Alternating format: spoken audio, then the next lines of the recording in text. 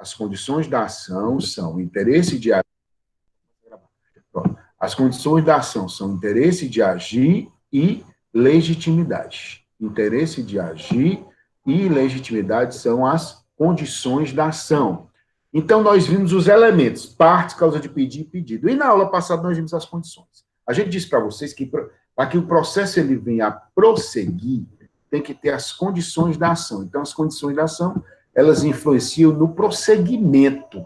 Então, a gente até disse na aula passada, olha, as condições da ação, na verdade, elas são consideradas o quê? As condições da ação, interesse e legitimidade, lá do artigo 17, são consideradas como, poderia dizer, viu, doutor Felipe, os requisitos intrínsecos da ação, aqueles que vão movimentar, lá do artigo 17. Interesse e legitimidade, artigo 17, Código de Processo Civil. Então, a gente viu que as condições, elas vão influenciar no desenvolvimento da ação, para fins de formação de quê? Da relação jurídica processual. Então, elas vão influenciar nesse sentido. Nós temos os elementos e a gente tem as condições. Condições quais são? Interesse e legitimidade, segundo o artigo 17. Aí nós falamos para vocês que se chegasse a esse momento, tivemos que primeiro passar por uma evolução, uma construção, né, que hoje nós sabemos, de acordo com o artigo 485 do Código de Processo Civil, né, lembrando a vocês que o 485 é o artigo que fala das chamadas sentenças terminativas, que vocês vão se aprofundar mais na frente. O que é a sentença terminativa? A sentença terminativa, João, é aquela sentença que o juiz exara, que o juiz, mas que ele não aprecia o mérito. Tem uma decisão, é uma sentença. Quando a gente for estudar os atos do juiz, nós vamos dizer que os juízes eles prolatam despachos, decisões interlocutórias e sentenças. A sentença é a decisão final do processo, né? Ela pode haver recurso, mas a decisão final, o recurso, ele vai ser em relação à sentença.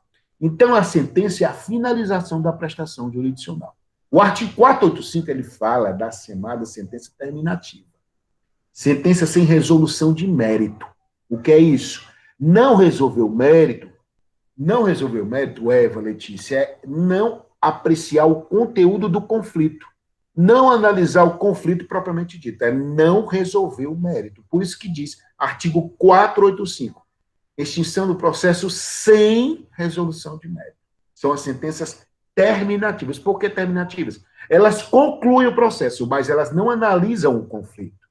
Entre as hipóteses do artigo 485, inciso 6º, 485, inciso 6º, que diz o quê? Que são hipóteses de extinção do processo sem resolução de mérito. Portanto, de sentença terminativa, a ausência das condições da ação, quais sejam, e legitimidade. Então, a ausência de interesse e legitimidade seria caso de extinção do processo sem resolução de mérito. Tem uma sentença, mas não resolve, não decide o mérito, não decide, doutor Felipe, o cerne da controvérsia, tá certo? Então, seria o caso do 485 e o inciso 6º, que fala do interesse e legitimidade. Mas até eu esqueci quais são as condições da ação. Vai lá para o artigo 485, inciso 6º, tá bom? Então, o que é que acontece, Gaiato? Certo, meu lindo? Ó, deixa eu dizer, eu devia dizer isso na sala de aula, viu? Ó, então, o 485, ele fala isso, tá? Para chegar nesse patamar, certo? Nós tivemos que enfrentar uma evolução nas teorias da ação.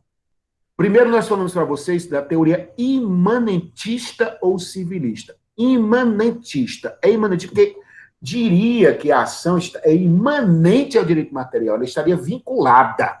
Eles não seriam separados. O direito de ação que está no ramo do direito processual, ele não seria separado do direito material, que é o direito que eu estou buscando. É a teoria imanentista, dizendo que o direito de ação é imanente, o direito de ação é imanente ao direito material. Por isso, imanentista, quer dizer, ou civilista. Imanentista. Segunda teoria foi a teoria da ação autônoma e concreta, né? Depois que teve uma discussão entre dois doutrinadores, Whiteshaw e Mitter, que a gente falou, de que eles discutiram e acabou saindo uma conclusão de que realmente a ação ela tem que ser autônoma, ela não pode depender do direito material, porque qual era a ideia inicial? Eu só poderia entrar com uma ação se eu fosse para ganhar. Se eu tivesse o risco de perder, eu não poderia, que era o caso da teoria imanentista. A teoria da ação autônoma, ela começa a discutir que sim, a ação tem que ter autonomia. Ela tem que andar sozinha do direito material. E a ação, na verdade, ela tem que concretizar um direito material, mas ainda tem o sentimento de que eu só posso entrar com essa ação que é autônoma se eu tiver um direito propriamente dito assegurado já, se eu for para ganhar. Então, houve uma evolução em uma parte. A terceira teoria, que é a teoria da ação como direito potestativo, que a gente viu, certo? A gente já entra dizendo que a ação aí reconhece, continua a reconhecer que a ação é autônoma, a reconhecer que a ação é autônoma, que ela tem autonomia, continua a reconhecer que a ação como direito potestativo. E reconhece que tem que ter uma interferência do Estado, é concreto esse direito, uma interferência do Estado, e que, na verdade, eu tenho uma outra parte como adversária. Eu tenho que considerar a outra parte como adversária e tem que ter uma interferência do Estado. Já tem que haver um interesse público em resolver aquela controvérsia. Então, a ação como direito potestativo. Direito de obrigar a outra parte a cumprir uma demanda. Direito potestativo. E aí nós vamos evoluindo para onde a gente está no patamar atual. Começa a se reconhecer a ação como direito abstrato. Em que sentido? A ação tem autonomia, já está reconhecido, né? Que ela tem autonomia do direito material. Só que ela não, o direito não precisa ser concreto, não. Tem que ser só abstrato. Tem que ter uma possibilidade de ganhar. Na verdade, o direito de ação, ele deve ser assegurado para que possibilite o Estado a apreciar o seu direito e dizer se realmente ele reconhecer ou não ter direito. Ele não, você não é obrigado a deixar claro que você já tem um direito ali naquele momento. Não. Você tem o direito de entrar com ação e ela é abstrata, certo? Ou seja, é algo que ainda vai ser apurado, né? Então, ação como direito abstrato. A teoria que nós aplicamos é a eclética da ação. Qual é a visão da teoria eclética? Teoria eclética de Lieberman, que a gente viu, né, gente? Teoria eclética de que a ação autônoma, beleza, é reconhecida. Ela é abstrata, não precisa ter um direito já reconhecido de imediato. Teoria da ação autônoma, abstrata. Mas, para isso, gente, tem que ter a presença das chamadas condições da ação, que hoje são duas, né, que nós falamos. Interesse de agir, que é o interesse de ir lá e buscar o direito que me pertence, e legitimidade de agir ou legitimidade de causa. Seriam as duas condições da ação, que vão influenciar o desenvolvimento da ação para se formar o quê? O processo. O desenvolvimento para se formar uma relação jurídica processual. Então, as condições, elas têm que estar presentes, segundo Lieberman, na teoria eclética, para poder prosseguir, para poder influenciar. É daí que diz que o Código de Processo Civil predomina o que? A teoria eclética, já que no artigo 485, já falei, já que no artigo 485, inciso 6º, fala que a ausência de interesse e legitimidade desencadeia o quê? Extinção do processo sem resolução de mérito, ou seja, sentença terminativa, certo? Por isso que diz que predomina. No entanto, houve uma evolução e começou a se discutir essa possibilidade da chamada teoria da arcessão. A teoria da arcessão, ela diz o seguinte: as condições de ação têm que estar presentes. Mas tem um detalhe: se porventura a análise dessas condições da ação elas forem mais aprofundadas, mais profundas, mais detidas, então não vai ser a teoria eclética, não vai ser a teoria da arcessão. Porque a ausência delas não vai culminar só numa extinção sem resolução, não. Vai culminar numa rejeição do pedido, em conformidade com o artigo 487, inciso 1º do Código de Processo Civil. Que lá no 487, a gente vai ver que lá tem a sentença definitiva. Vocês vão estudar mais na frente. Sentença definitiva, resolve em definitivo. Porque lá no 487 são as hipóteses que se resolve o mérito. Então, extinção com resolução de mérito. Quando se rejeita o pedido. Então, por essa corrente que não predomina no Código de Processo Civil, porque o Código de Processo Civil é a teoria eclética, diz que as condições da ação têm que estar presentes, beleza. Mas se porventura tiver uma análise aprofundada, mais abalizada, não vai ser o caso só da extinção sem resolução, não, pelo contrário, vai ser o caso da extinção com resolução, de 487, inciso 1º do Código de Processo Civil. Certo, gente? Então, nós vimos aí novamente as teorias que influenciaram o que nós temos hoje. Então, quais são as condições da ação hoje pela teoria eclética, que é a que predomina no Código de Processo Civil? Interesse e legitimidade. Não é porque tu fala tanto nisso. Ficar em concurso, e muito. Entendeu? Então, bastante em concurso. Tá? Tenho que sair. Volto na hora de ceder, Ju. Tá certo. Valeu. Certo, gente? Então, aí nós vimos isso. Gente, vamos evoluindo.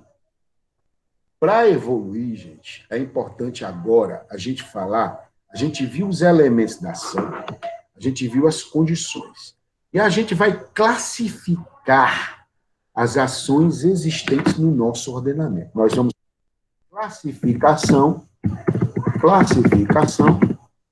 das ações. Classificação das ações. Hassan, deixa eu só fazer uma pergunta. Pode fazer. Pode repetir aquilo da teoria da ação como direito potestativo e como direito abstrato? Claro. Ó, deixa eu te explicar. A teoria da ação como direito potestativo, ela quando começa a reconhecer, certo? Que o direito de ação, beleza, ele é autônomo, que já tinha sido reconhecido, né? Pela teoria que antecedeu. Mas, além disso, reconhece que no direito de ação eu tenho que entender a parte contrária como adversária. E, por ser adversária, eu tenho que obrigá-la a fazer alguma coisa. Eu considero que ela é autônoma, tem autonomia, e que eu considero a parte contrária como adversária, certo?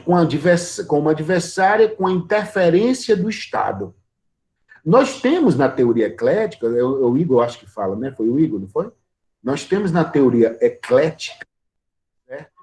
Que as condições da ação são essas, mas a teoria eclética ela não abandonou um pouco o direito potestativo, entendeu? Ou seja, ele não foi excluído pela teoria eclética.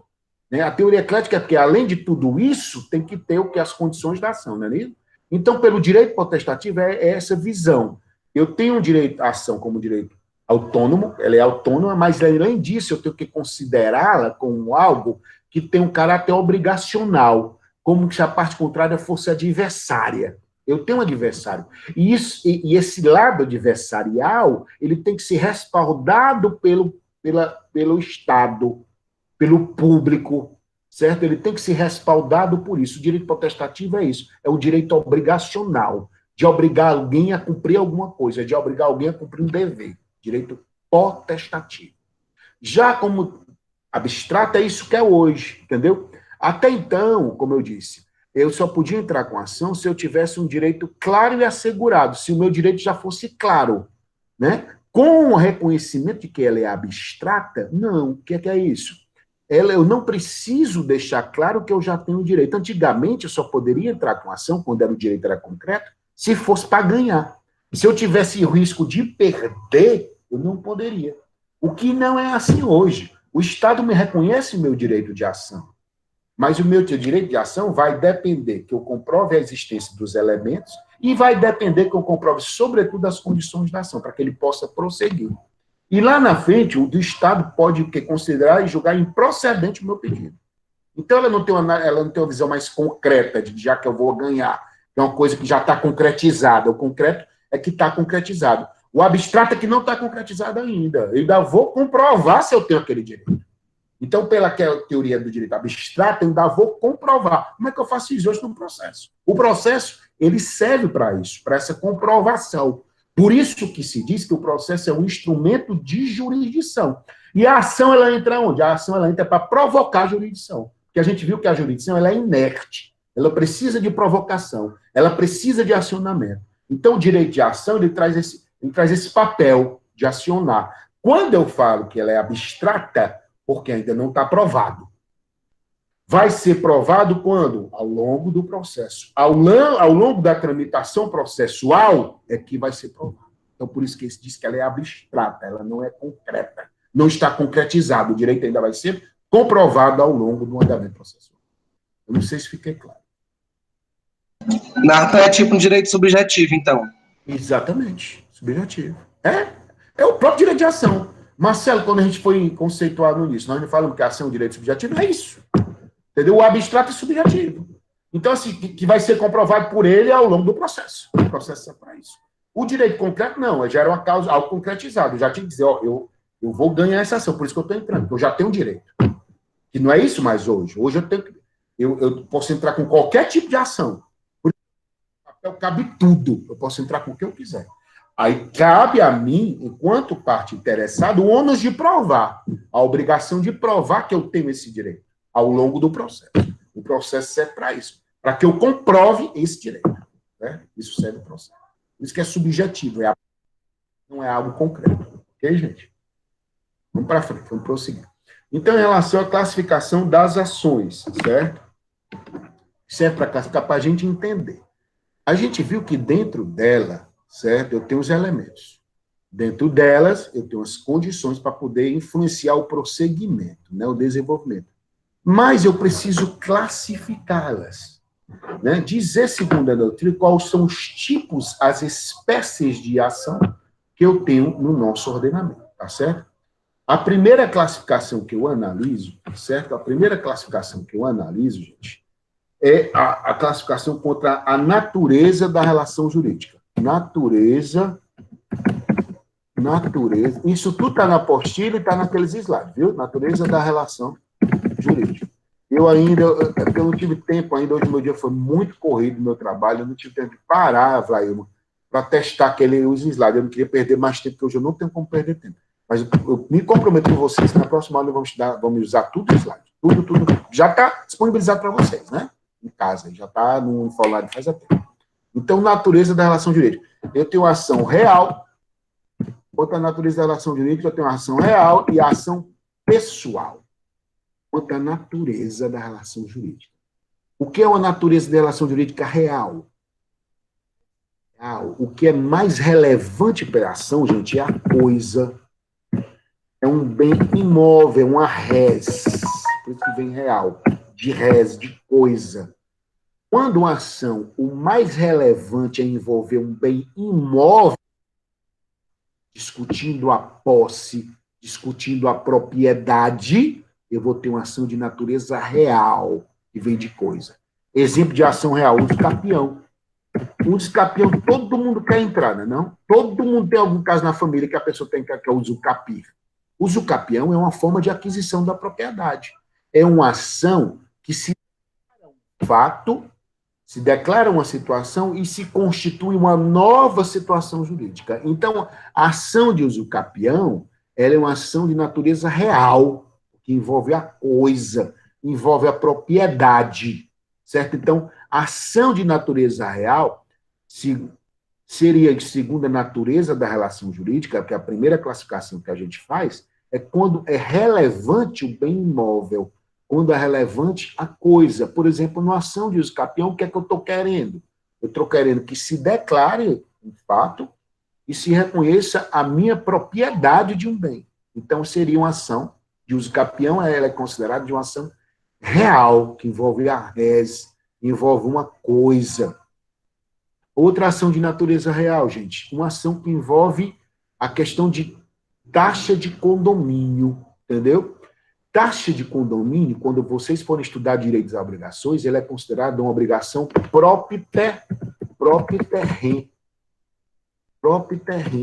Uma obrigação em razão da coisa, certo? É tanto que uma obrigação de uma taxa condominial, ela fica presa ao imóvel. Por mais que eu venda a um terceiro, que eu transfira, certo? Ainda fica presa lá.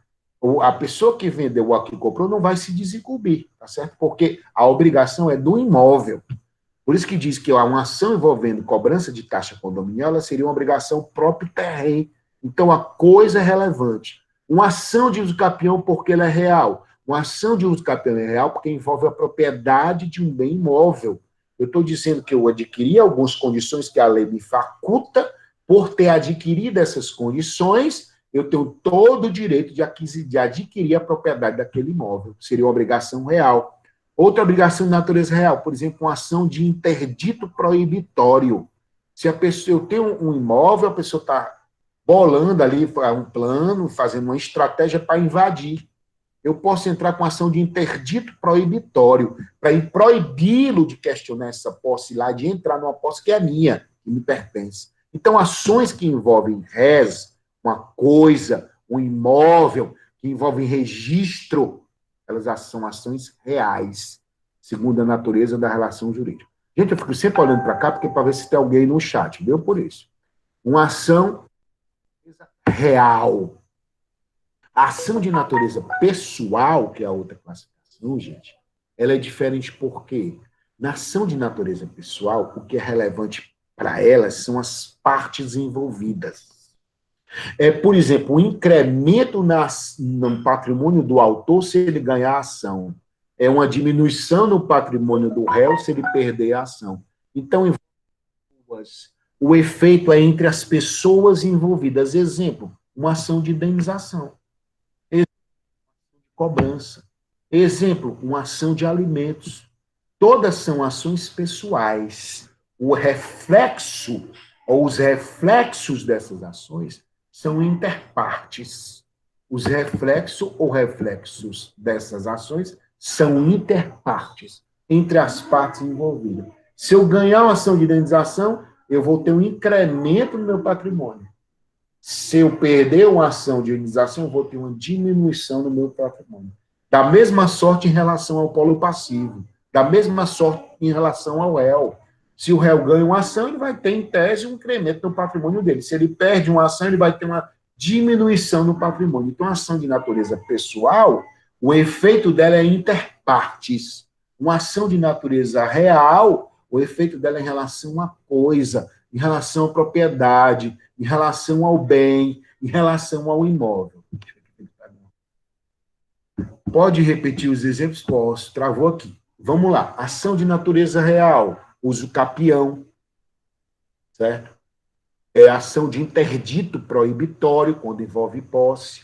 Ação envolvendo com a taxa condominial. São ações de natureza real. Envolve coisa, res, envolve registro. Ação de natureza pessoal, a maioria das ações que a gente conhece no direito civil, no processo civil. Por quê? Porque são ações que envolvem as partes. O reflexo delas é interpartes. Quem ganha a ação vai ter um incremento no patrimônio. Quem perde uma ação vai ter uma diminuição. Então, o reflexo dessas ações de natureza pessoal são entre as partes envolvidas na relação jurídica. São interpartes. Já real em relação à coisa. Se você ganha uma ação de escapião, a coisa que você vai trazer para você. O imóvel que você vai trazer para você. Se você ganha uma ação possessória, a posse daquele imóvel vai ser trazida para você. Então, ação de natureza real envolve res. Alguém tem alguma pergunta, gente? Pronto. Próximo. A próxima é a mais importante, quanto ao tipo de tutela jurisdicional, certo? Tipo de tutela jurisdicional. Tipo de tutela. Tutela jurisdicional, gente, é a prestação que eu estou buscando. Vocês lembram quando eu fiz a classificação de pedido? Eu disse, olha, nós temos o pedido imediato, é a tutela, é a prestação que eu quero do Estado, e o pedido imediato, que é a consequência. Então, a tutela jurisdicional é aquela do pedido imediato. É aquilo que eu vou buscar no pedido imediato. Eu tenho 3 tipos de tutela jurisdicional. De conhecimento, certo? Cautelar ou provisória, que hoje tem o nome mais claro de provisória. Cautelar, provisória, certo? E eu tenho de execução. São as 3 tutelas do processo civil. O que é que o processo civil vai tutelar, gente? Vai tutelar, primeiro, a questão do conhecimento. Vai tutelar a questão da provisoriedade de uma decisão. vai tutelar uma ação, certa questão da obrigação de cumprir uma demanda. Então, vamos à primeira tutela, de conhecimento. A tutela de conhecimento, ou ação de conhecimento, é quando eu entro com ação para dar ciência ao juízo acerca de um conflito. Quando eu entro com ação para dar ciência ao juízo acerca de um conflito. É ação de conhecimento. A maioria das nossas ações, gente, são de conhecimento. É ação que o juízo ainda não conhece, que houve um conflito, e você vai dar ciência a ele. Essa ação de conhecimento, se a gente for lá no artigo 319, fica muito claro. Quando a gente, na causa de pedir, lá do artigo 319, a gente diz o seguinte: quais são os fundamentos fáticos? O juízo não sabe ainda. Ele não sabe o que ocorreu. Você está lhe dando ciência a ele para que ele conheça um conflito, chame a parte contrária, veja a versão da parte contrária. E ao ver a versão da parte contrária, ele possa decidir. Como é que é o nome dessa ação? De conhecimento. Então, a maioria das nossas ações são ações de conhecimento, que elas vão dar ciência do que ocorreu, vão cientificar do conflito e vão pedir a tutela do Estado, vão pedir a proteção do Estado. Como é o nome disso? Ação de conhecimento.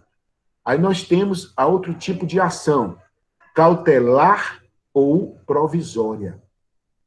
Essa ação cautelar provisória, ela tem um condão, gente, de assegurar algo provisoriamente, por força da emergência, por força da urgência, certo?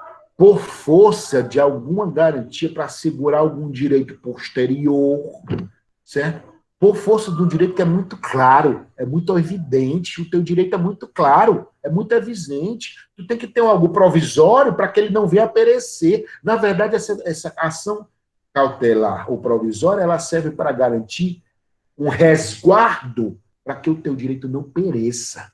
Ela tem um condão de impedir o perecimento de um direito. Porque a ação de conhecimento, ela vai culminar num processo de conhecimento. Eu vou ter a ação inicial, depois eu vou ter a contestação, ou seja, o processo vai prosseguir. O processo de conhecimento até que tem uma sentença. Já tem situações de um processo que eu não tenho como esperar. Por exemplo, a pessoa amanhã, daqui a uma semana, tem que fazer uma cirurgia urgente. O plano nega, o plano impede um espaço. Então, o que é que a pessoa pode fazer? Entrar com ação para que o plano seja obrigado a garantir logo, de forma provisória. E que o direito a esse benefício do plano seja discutido, continua a ser discutido. Mas eu não tenho como esperar uma decisão final daqui a 1 ano, 2 anos, tem que ser logo. Então, a chamada tutela provisória é aquela questão de uma ação cautelar ou provisória, tem o caráter de provisoriedade, certo? Ela não pode se eternizar, ela visa a impedir o perecimento de um direito que eu tenho. Então, a análise dela, gente, a gente chama de cognição sumária. Cognição sumária. Cognição, gente, quer dizer conhecimento. Cognição quer dizer conhecimento. Quando eu tenho uma ação de conhecimento e desencadeia um processo de conhecimento, eu vou ter uma cognição, gente, exauriente. Uma cognição exauriente é que se exaure, que se resolve. Já na ação provisória ou cautelar, que desencadeia uma tutela cautelar, que desencadeia uma tutela provisória, é algo que tem uma ideia de não de indefinitivo. É algo que tem uma ideia para assegurar um direito que está na iminência de perecer. Ela impede o perecimento, ela impede a perda de um direito, certo? Nessa ação provisória ou cautelar, ela impede a perda de um direito. Por exemplo, está sendo ajuizada uma pessoa pela questão que não pagou o financiamento, para que ela pague. Só que começa a perceber que ela está dilapidando o patrimônio. A parte interessada pode entrar com uma ação de natureza cautelar, certo? Urgente, certo? Para quê? Para comprovar que é necessário ter uma decisão para impedir que ela venha dilapidar o patrimônio, porque se você ganhar no final, você corre o risco de não ter assegurado o teu direito. Entendeu? Então, cautelar ou provisória, nós temos 2 tipos hoje, que desencadeia a chamada tutela provisória. Nós temos a tutela de urgência e a tutela de evidência. A tutela de urgência seria a cautelar propriamente dita, assegurar um direito, E a tutela antecipada, que é algo que tem que ser assegurado antecipadamente, é a chamada tutela provisória, tem que ser assegurado antecipadamente. E eu tenho também a tutela de evidência, quando o direito é muito claro, a sua é manifesta, certo? O teu direito comprovou ali documentalmente, como é que vai esperar aí no processo? Não é que o processo não tem que ter, gente, continua o processo de conhecimento, apenas é algo que tem que ser assegurado provisoriamente para impedir a perda, o perecimento de um direito. Essa provisoriedade, ela tem esse viés. E se alguém fez a pergunta? Está relacionada ao processo de conhecimento? Não, a cognição exauriente não, está relacionada a outros tipos de processo, né?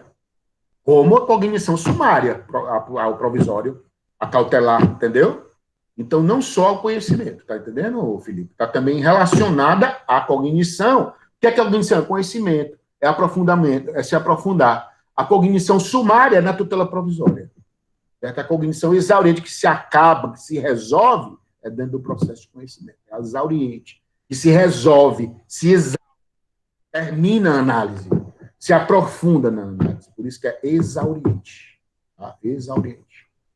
Então, e a gente tem a última tipo de ação das três, essa classificação clássica em conhecimento, cautelar ou provisória.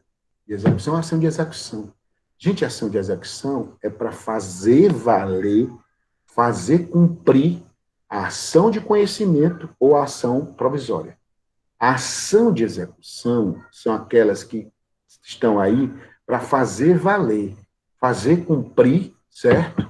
A provisória ou a ação principal, que seria a ação de conhecimento. Então, a de execução, certo? Ela tem essa característica de obrigar, certo? De obrigar ao cumprimento do que foi determinado em uma ação de conhecimento. De obrigar ao que foi determinado em uma ação provisória ou cautelar, ou tutela cautelar, ou tutela provisória, ou tutela de evidência, provisoriamente. Então, a ação de execução ela serve para isso, para obrigar. Quando a pessoa não cumpre voluntariamente, a ação de execução tem esse papel. Tá? Mas, gente, nós temos que analisar profundamente a nossa ação de conhecimento, certo? Porque a ação de conhecimento ela tem uma divisão, aqui que a doutrina chama, gente, ela tem uma classificação quinária. Ela é subdividida em 5 ações. Classificação quinária. Ela é subdividida. A ação de conhecimento, que é a mais profunda para nós, certo? A doutrina diz que ela tem uma classificação quinária, ela é subdividida em 5 ações. Ela é subdividida em 5 ações. Nós temos a ação condenatória, certo? Nós temos a ação declaratória, nós temos a ação constitutiva, nós temos a ação mandamental, nós temos a ação executiva lato sensu. Segundo a doutrina mais abalizada que nós seguimos, a ação de conhecimento ela se subdivide em 5 tipos de ação. A ação de conhecimento ela é condenatória, a ação de conhecimento é declaratória, a ação de conhecimento ela é constitutiva, ela é mandamental, a ação de conhecimento ela é executiva lato sensu. Certo? Que eu coloquei aqui no chat. Quinária vem de 5. A ação de conhecimento ela se subdivide em 5 subespécies de ação. O que é que a ação de conhecimento é, que eu disse? Para dar ciência, para dar conhecimento de um conflito que o juízo processante ainda não sabe que existe. Então, a ação de conhecimento ela tem esse objetivo, para dar conhecimento, para dar ciência, né? Para isso. E ela se subdivide em 5 subespécies de ação: condenatória, declaratória, constitutiva, mandamental e executiva lato sensu. Quando é que a ação de conhecimento é condenatória? Quando ela busca uma condenação. Ela busca uma condenação contra um terceiro.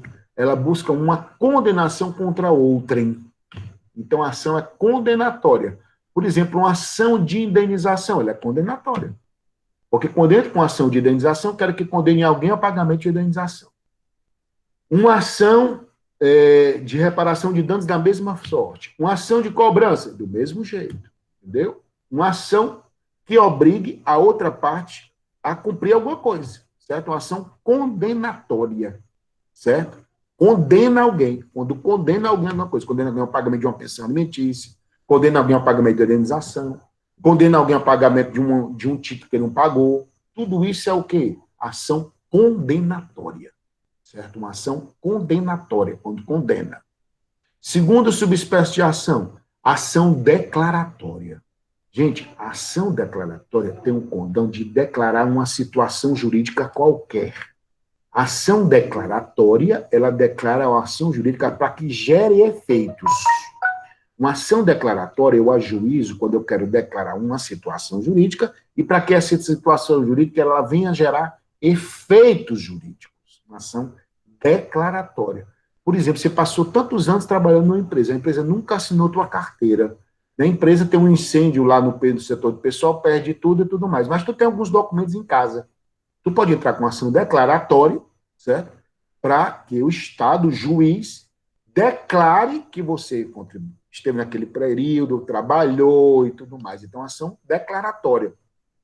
Então, toda vez que eu quero declarar algo para que venha gerar efeitos jurídicos, a ação declaratória. Era muito comum antigamente, hoje em dia não é tanto que o cartório faz já, né? Que é uma ação de reconhecimento de união estável. Então, era muito comum você vivia com outra pessoa há muito tempo e ela nunca tinha reconhecido essa união existente entre vocês. Então, você entraria com ação declaratória para que já houve uma união estável, uma ação de reconhecimento, uma ação declaratória de união estável. É muito comum também uma ação que se faz, gente, quando, por exemplo, o convivente, né, porque na união estável a gente chama de convivente. Então, a união estável, um dos conviventes morre e o outro sobrevive, o que sobreviveu fica aqui e ajuiza uma ação de reconhecimento de união estável pós-mortem. Então, seria o quê? Ações declaratórias. O fato já ocorreu, só estou declarando que ele ocorreu. Ação declaratória. Terceiro tipo de ação de conhecimento, que é a subdivisão. Ação constitutiva. Quando eu faço que o Estado juiz conheça um fato, tomo ciência de uma situação jurídica e constitua uma nova situação. Ele transforma uma situação jurídica até então existente. Na ação constitutiva, ele transforma uma situação jurídica já existente. Por exemplo, a pessoa é casada, ela quer se divorciar. Para ela se divorciar, não é o fato, não, vamos amanhã e tal. Não, tem que ter uma instrumentalização, até porque toda uma formalidade. Para se casar é bem complicado, né? Para se desfazer uma ação de quê? Uma ação constitutiva. Que a pessoa era casada e ele quer se divorciar. Então, ele quer que o Estado transforme a situação jurídica dele. Tire ele da situação de casado e o transforme na situação de divorciado. Como é o nome dessa ação? Constitutiva. Houve uma transformação. Constitui-se uma nova situação jurídica. Todas as vezes que o objetivo em uma ação transformar uma situação jurídica, a ação é constitutiva. Foi muito comum aí uns anos passados, anos atrás, poucos anos, alguns transexuais que queriam que se constituísse a situação jurídica deles de mudança de sexo. Então, o que é que eles queriam? Que se mudasse a situação jurídica deles, né? Se mudasse o tipo de sexo que estava registrado ali na certidão. Eles ajuizaram o quê? Uma ação constitutiva. Para se constituir uma nova situação jurídica. Todas as vezes que uma ação tem um condão de constituir, de transformar uma situação jurídica, a ação é constitutiva. Tem uma pergunta aqui. O professor repete o contrato de ação constitutiva. Uma ação constitutiva é que constitui uma nova situação jurídica, Felipe. Certo? Quando você se transforma, sai da tua situação jurídica atual, sai da tua situação e muda a tua situação. Divórcio, uma ação de reconhecimento para os transexuais de sexualidade. Então, são ações que transformam. Eles mudam a situação jurídica até então existente. Por exemplo, a investigação de paternidade. Então, se transforma. Né? Se muda uma situação jurídica até então existente. Quando há essa mudança, a necessidade dessa mudança de uma situação constitutiva. Aí nós temos a quarta ação de conhecimento, subdivisão. Ação mandamental. A ação mandamental, gente, ela vem de uma ordem. Ela vem de um mandamento. Qual é o exemplo mais clássico? Mandado de segurança. Os remédios constitucionais, mandado de segurança, habeas corpus, habeas data, mandado de injunção, geralmente são ações mandamentais. Eu ajuizo, eu impetro o mandado de segurança para quê? Contra um agente público. Para que o Estado determine que ele cumpra alguma coisa. Manda uma ordem para ele, ó, faça assim. Por que não é condenatória? Porque é condenatória. Na mandamental, ele está mandando que um terceiro cumpra a ordem dele. Ele está mandando, por isso que é mandamental. Eu mando fazer isso e cumpra. Por isso que o nome é ação mandamental. Mandado de junção, mandado de segurança. Entendeu? Geralmente, esses remédios constitucionais, eles são ações mandamentais, que advêm, são oriundos de uma ordem, são oriundos de um mandamento. Por isso, o nome é ação mandamental. E o último tipo de ação, conhecimento, gente, é a ação executiva lato sensu. Ação executiva lato sensu. Ó, agora há pouco, eu disse para vocês o seguinte, nós temos 3 classificações de ação contra a tutela jurisdicional. Nós temos a ação de conhecimento, né, que eu falei, nós temos a ação provisória ou cautelar, antigamente, que tinha esse nome, e nós temos a ação de execução. Na ação de execução, é quando eu quero que o Estado determine o cumprimento de alguma decisão que já foi prolatada, seja na ação de conhecimento, seja na ação provisória. Então, quando eu quero que o Estado juiz, a jurisdição, determine o cumprimento de algo que já foi decidido em sede de ação de conhecimento, ou foi decidido em sede de ação provisória ou cautelar, qual o tipo de ação que eu utilizo? Execução. É para obrigar o cumprimento de uma decisão.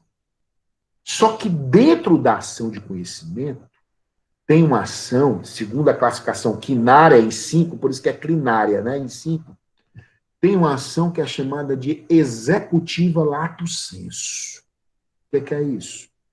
Gente, tem ações que o Estado, quando ele determina, quando ele julga a procedência, a própria decisão, si só, ela já é um cumprimento. Voltando. As ações executivas lato sensu são ações de conhecimento que as decisões nelas proferidas, por si só, já ensejam um cumprimento. As ações executivas lato sensu são ações no âmbito da ação de conhecimento, que por si só, as decisões nela prolatadas já desencadeiam o próprio cumprimento, já determinam o seu cumprimento. Exemplo, gente, ações possessórias típicas. Eu tenho 3 ações possessórias típicas. É a reintegração de posse, é a manutenção de posse e é o interdito proibitório. Eu tenho 3 ações possessórias típicas. Eu tenho ação de manutenção de posse, eu tenho ação de reintegração de posse, eu tenho o interdito proibitório. Na ação de manutenção de posse, eu vou impedir, gente, eu vou escrever aqui embaixo, certo? No chat. Na ação de manutenção, vai desencadear o quê? O resguardo de uma turbação. Na ação de reintegração, eu vou resguardar um esbulho, lá no direito civil.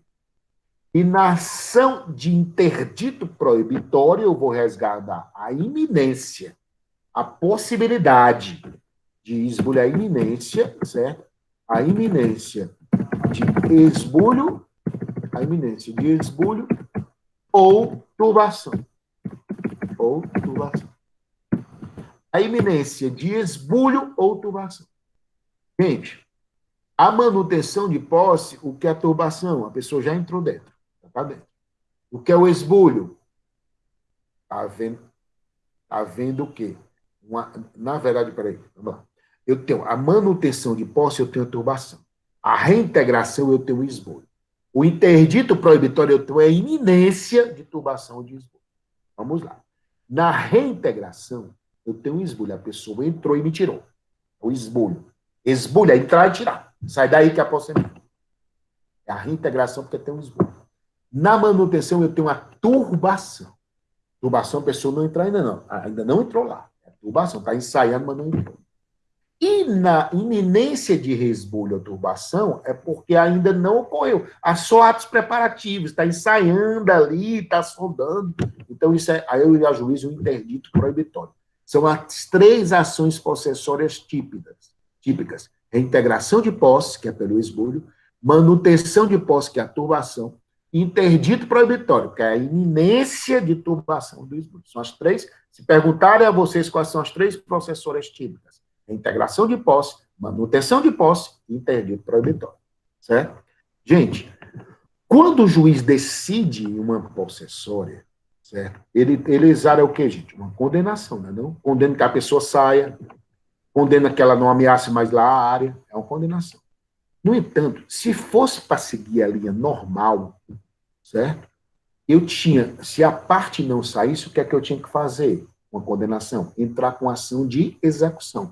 Vocês lembram que eu falei lá que a ação de execução ela serve para determinar o cumprimento de uma decisão de uma ação condenatória, ou determinar o cumprimento de uma ação condenatória nos autos do processo. Ela tem o objetivo de uma ação de conhecimento condenatória, eu entro com a ação de execução para cobrar.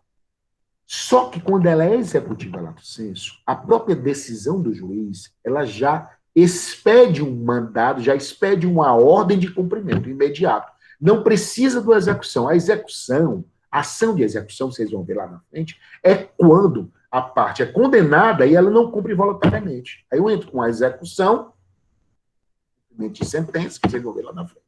A execução para obrigar que a parte cumpra. Quando a ação é de conhecimento e executiva lato sensu, ela por si só já sai um mandado. Por exemplo, numa ação de manutenção de posse, quando o juiz reconhece que eu tenho que ser mantido na minha posse, ele já expede um mandado. Ele ganhou e está aí, deixa ele na posse. Eu não preciso ainda entrar com ação de execução para cumprir isso, não. Porque vocês já imaginaram eu ter que ainda entrar com ação para cumprir isso? Ela, por si só, já se expede um mandado. A decisão em uma reintegração, numa manutenção do interdito proibitório, por si só, já tem um mandado. Então, por isso que é o nome de ação executiva. Gente, desculpa a empolgação, viu? Ação executiva lato sensu. Tá bom? O que é que o Felipe está perguntando? Não sei se você é o típico, temos 3. Tu está escrevendo, né, Felipe? Isso? Porque está aqui, eu não estou entendendo a pergunta. Temos 3. Se quiser abrir o áudio, quer abrir o áudio, Felipe? Não? Tá bom. Vamos lá. Então, gente, a ação executiva lato sensu, ela é isso. A decisão do juiz, que é condenatória, ela já expede uma ordem para cumprir. Eu não preciso entrar depois para fazer. Certo? Não precisa entrar depois da execução. Você está dizendo, eu vou anotando. Desculpa, Felipe. Felipe, fica à vontade. Viu? Ok, gente? Então, é executiva lato sensu. Então, eu tenho classificação quinária. De quê? Da ação de conhecimento. Voltando. Com a classificação da ação quanto à natureza da relação jurídica, eu tenho real e pessoal. A natureza real, quando envolve uma coisa. Pessoal, quando envolve interpartes. Em relação à tutela jurisdicional, eu tenho a classificação de ação de conhecimento, ação cautelar provisória e ação de execução. Na ação de conhecimento é para dar ciência, para dar conhecimento, para comunicar à jurisdição que há um conflito e que está pedindo para a jurisdição resolver, ação de conhecimento.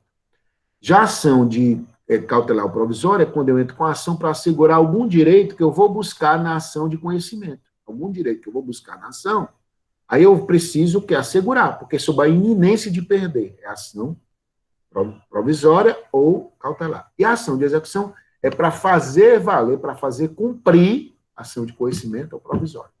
Dentro da ação de conhecimento, eu tenho o que eu disse, gente, uma classificação quinária, uma subdivisão em 5 ações. Quais são as ações? Condenatórias, constitutivas, mandamentais e executivas lato sensu. A ação condenatória é quando desencadeia uma condenação, uma determinação para cumprir algo, uma condenação.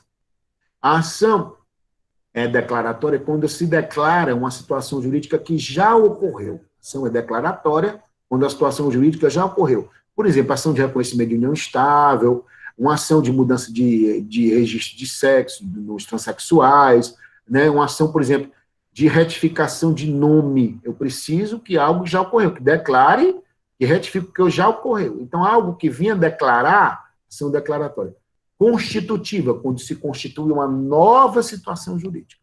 Se constitui uma nova situação jurídica. Eu transformo a situação jurídica.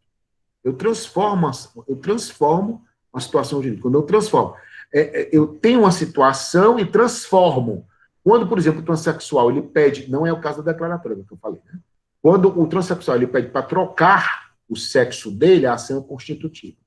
Quando, por exemplo, numa ação de divórcio, você quer que mude a situação de casamento e passe a se tornar a situação de divorciado, a ação é constitutiva. Então, toda vez que se constitui uma nova situação jurídica, ação constitutiva. Ação mandamental. Ação mandamental é quando ela expede um mandamento contra um agente público. Exemplo, mandado de segurança, mandado de injunção. Então, quando expede um mandamento, uma ordem para que um agente público cumpra esse mandamento, para assegurar um direito, por exemplo, muitas vezes de natureza constitucional, a ação é mandamental.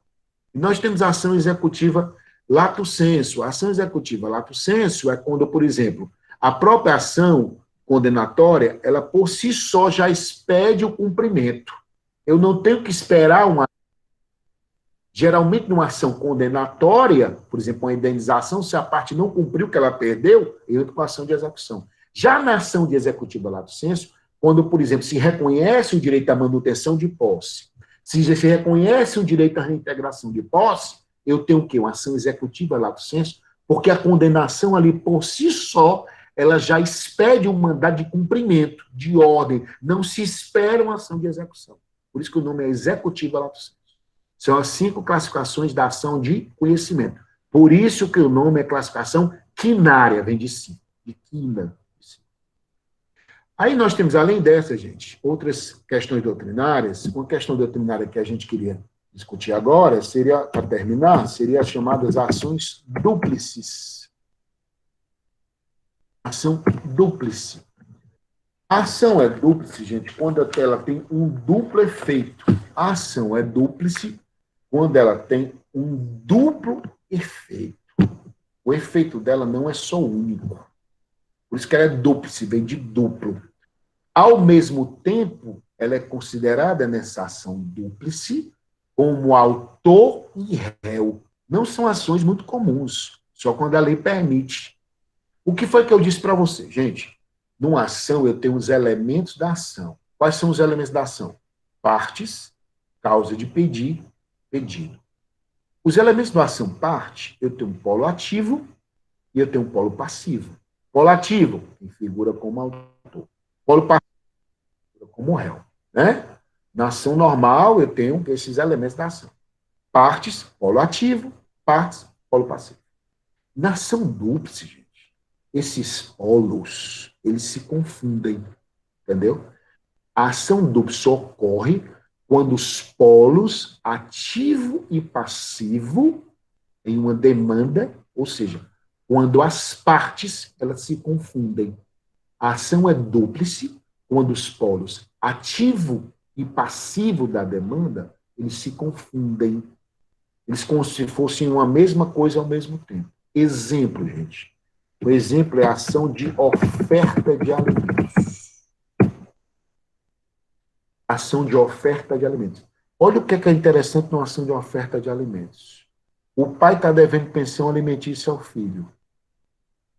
Ele não espera que o filho ajuize uma ação contra ele. O que é que ele faz? Ele se antecipa. Ele oferece o que ele considera que é o valor devido. O nome dessa ação? Ação de oferta de alimentos. Ele se antecipa. Ó. O Chiquinho está devendo pensão ao filho. Aí ele sabendo, houve um zum, que a mulher, a ex-mulher, representando o filho, entrar com ação de alimentos contra ele, ele se antecipa. E faz lá uma listagem das despesas que ele tem, das despesas que o menino tem, e oferece a pensão alimentícia. O nome dessa ação, ação de oferta de alimentos.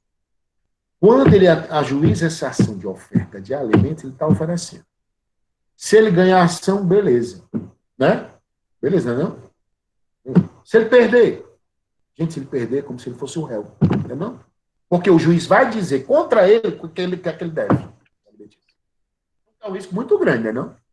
Porque ele oferece, o juiz pode entender o seguinte, ó, não, você não tem razão, não, peraí, o menino lá comprovou na contestação que ele tem essa despesa, essa. Você não. Então, há o quê? Uma inversão, não é não, ó? Ele era o polo ativo, não é não? Só que ele, ao perder a ação, ele se torna o polo passivo, ele se torna réu. Ele teve um prejuízo no patrimônio, inverteu os polos.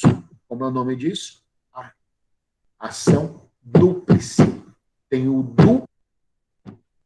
Uma ação é dúplice quando ela tem o duplo efeito. Tá? Outro exemplo seria o pedido contraposto. O que é que o pedido contraposto é, gente? O pedido contraposto, a gente tem lá no Juizado Especial, na Lei 90/99. Na Lei 90/99/95, o que é que acontece? Essa lei, ela fala do Juizado Especial, Civil e Criminal. Lá tem um instrumento que a gente chama de pedido contraposto. Tá? Se ajuiza uma ação contra o réu, né? E o réu, por exemplo, houve um acidente de trânsito, a parte entrou com ação contra o réu. O réu lá, na defesa dele, ele diz, epa, eu não sou o culpado, não. Quem é o culpado é o fulano, então eu vou fazer um pedido contra ele. Entendeu? Eu vou fazer um pedido contraposto contra ele. Ele está mentindo, na verdade, ele que foi o culpado. O Chiquinho entrou com ação contra o Zezinho, mas na verdade quem bateu no carro foi o Chiquinho.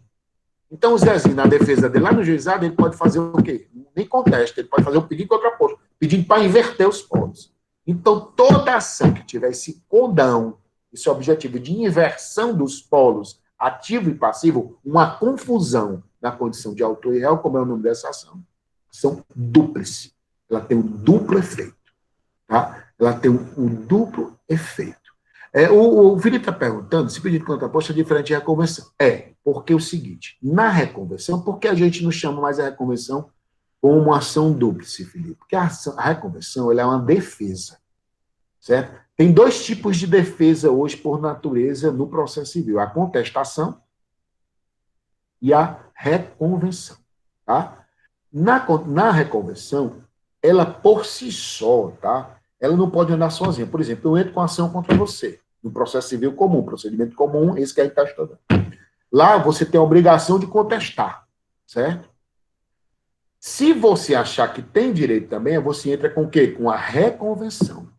Então, você entra numa contestação, contestando, impugnando, e em outro item, que antigamente elas eram, inclusive, separadas. Eu tinha uma petição de reconvenção e eu tinha uma petição de contestação.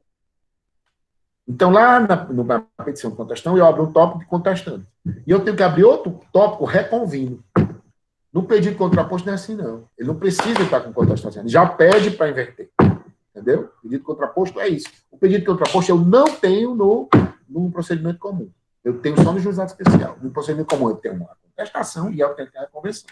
Elas têm que andar as duas juntas. Porque se o seguinte, olha o detalhe. No procedimento comum normal, gente, que é a defesa, reconvenção, contestação, que é algo lá da frente, né? Eu estou respondendo em decorrência da pergunta do Felipe.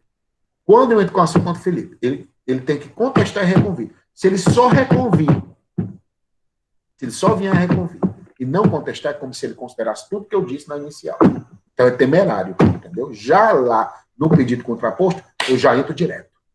Eu não preciso entrar com a contestação e tudo. Pedido contraposto, já estou pedindo para reverter. É o caso da oferta de alimentos.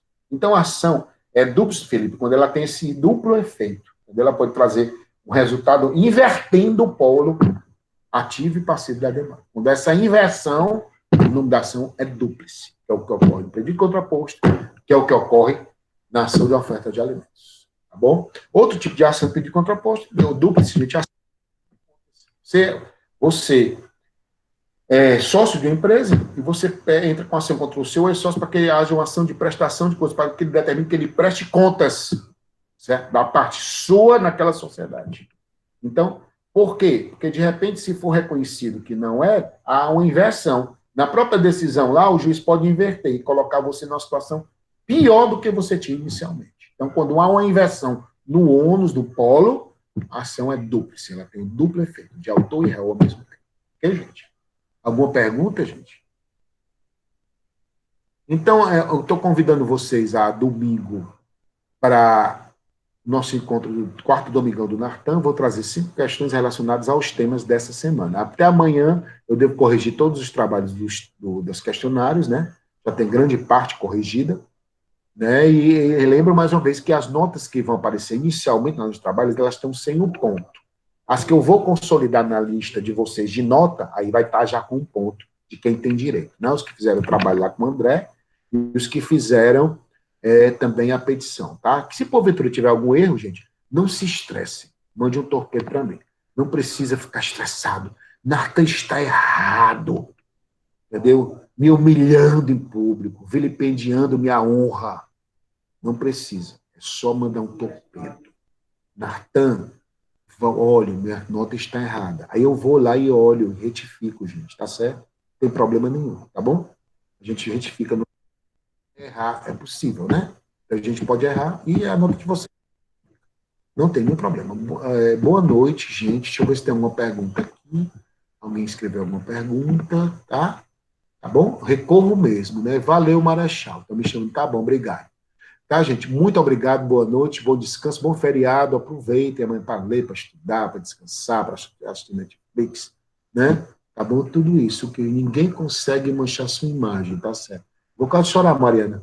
A Mariana tá tão emotiva, tá igual o Felipe, tá melhor que o Felipe. O Felipe anda meio carrancudo esses últimos dias, mas a Mariana tá melhor. Valeu, gente, boa noite, grande abraço, viu? Prazer estar com vocês. Daqui a pouquinho vai estar lá salvo, tá? Daqui a pouquinho vai estar lá salvo lá no YouTube. Abraço, gente, boa noite, prazer.